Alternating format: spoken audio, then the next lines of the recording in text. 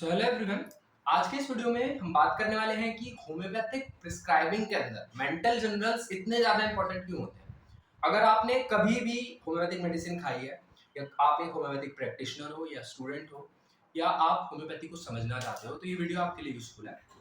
जब भी आप किसी होम्योपैथिक प्रैक्टिशनर के पास जाओगे तो वो आपसे बहुत सारे क्वेश्चन पूछते हैं। कुछ क्वेश्चन ऐसे होते हैं जो उस समय आपको लगेगा कि इस कंप्लेंट के लिए ये क्वेश्चन रेलिवेंट नहीं है ना। तो फिर भी वो आपसे पूछे जाते हैं, वो उनके आंसर्स आपसे लेना चाहते हैं। तो ऐसे ही रेफरेंस में आज बात करने वाले हैं। तो देखो, मेंटल जनरल्स क्यों लेते हैं, ये एक बहुत ही वाइड एस्पेक्ट है। इसके एक छोटे से कॉर्नर को टच करेंगे और इसमें हम बात करेंगे। मान लो आपके पास एक सर्वाइकल स्पॉन्डाइलोसिस का केस है, ठीक है।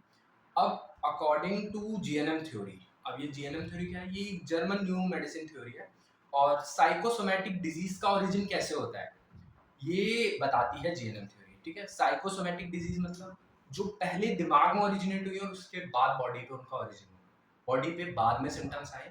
पहले माइंड में कोई ना कोई कॉन्फ्लिक्ट रहा, कोई ना कोई ऐसी बात रही जो कि बहुत ज्यादा अफेक्ट करती रही and later on it developed into bodily changes, somatic changes.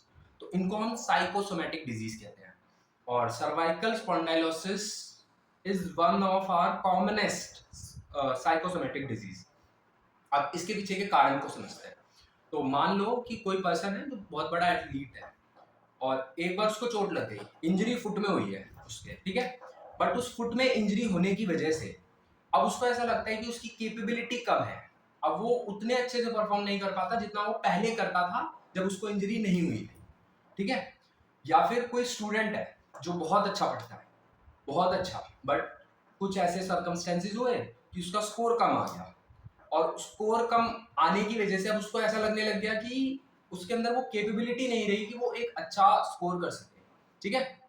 तो इन दोनों ही बातों में आपको क्या दिख रहा है, एक चीज कॉमन है, एक सेल्फ डिवैल्यूएशन कॉन्फ्लिक्ट है। अपनी वैल्यू को वो कम समझ रहा है, वो सोच रहा है कि उसकी जो कैपेबिलिटी है वो कम होगी। ऐसा हुआ कैसे, एक ट्रिगर पॉइंट के बाद एथलीट को चोट लगी, एक स्टूडेंट था जिसके कम नंबर है, दोनों में एक ट्रिगर पॉइंट था। और ये ट्रिगर पॉइंट होने के बाद अराउंड 6 मंथ 8 मंथ जितना भी टाइम स्पेन ले लो, इनके नेक में पेन होने लगा और इनको डेवलप हो गया सर्वाइकल स्पॉन्डाइलोसिस। तो देखो, ये जो दो केस मैंने आपको बताया, ये दोनों ही केस के अंदर कॉन्फ्लिक्ट एक ही थी, सेल्फ डिवैल्यूएशन कॉन्फ्लिक्ट। बट देखो, एक को इंजरी की हिस्ट्री है, एक को हिस्ट्री है एग्जाम में कम नंबर आने की, बट दोनों के अंदर जो असली हिस्ट्री है वो एक ही है, सेल्फ डिवैल्यूएशन कॉन्फ्लिक्ट, खुद की वैल्यू को कम समझने की कॉन्फ्लिक्ट। अब अगर आप इसको इग्नोर करके सारे फिजिकल्स मैच कर लो, बाकी सारी चीजें मैच कर लो, पूरा हॉलिस्टिक अप्रोच लगा लो, बट जो कॉज था ना उस तक आप नहीं पहुंच पाओगे। और देखो, डॉक्टर हैनीमैन ने किसी रीजन से ही हमारी सारी मटीरिया मेडिका की बुक्स में माइंड के सेक्शन को सबसे ऊपर रखा है। क्यों माइंड के सेक्शन को सबसे ऊपर रखा है, क्योंकि माइंड की इंपॉर्टेंस सबसे ज्यादा है।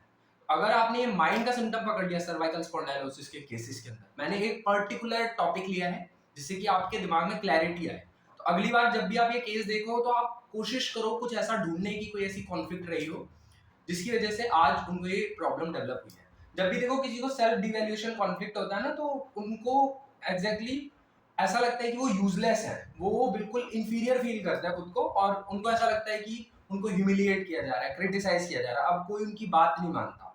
तो इसका जो इफेक्ट है वो बोन्स पे आएगा, जॉइंट्स पे आएगा, मसल्स पे आएगा, कनेक्टिव टिश्यू पे आएगा, ठीक है।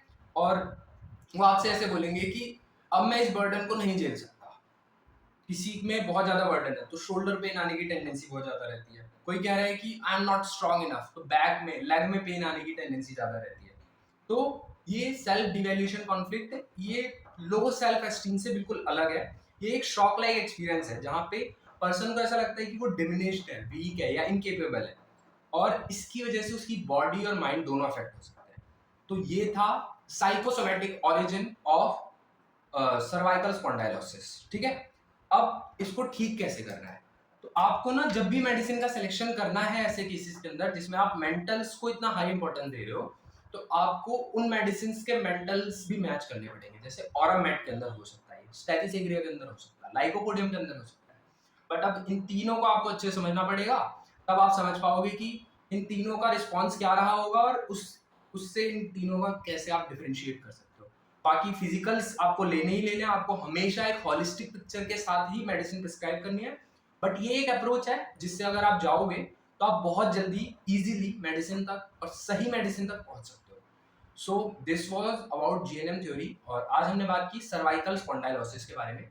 ऐसे ही मैं कोशिश करूंगा और भी वीडियोस लाने की जिसमें हम बात करेंगे कि आप किस केस के अंदर क्या मेंटल्स लेना है। ये आपको ऐसे ही समझ आएगा ना कि कॉन्फ्लिक्ट क्या है, जब आप समझोगे कि क्या कारण हो सकते हैं तो उन कारणों को समझने की कोशिश करेंगे, उन कॉन्फ्लिक्ट्स को समझने की कोशिश करेंगे जो डिफरेंट फिजिकल एलिमेंट्स लेके आती हैं, और साइकोसोमैटिक ओरिजिन ऑफ डिजीज के ऊपर और बात करेंगे। सो मिलते हैं नेक्स्ट वीडियो में, तब तक के लिए बाय बाय।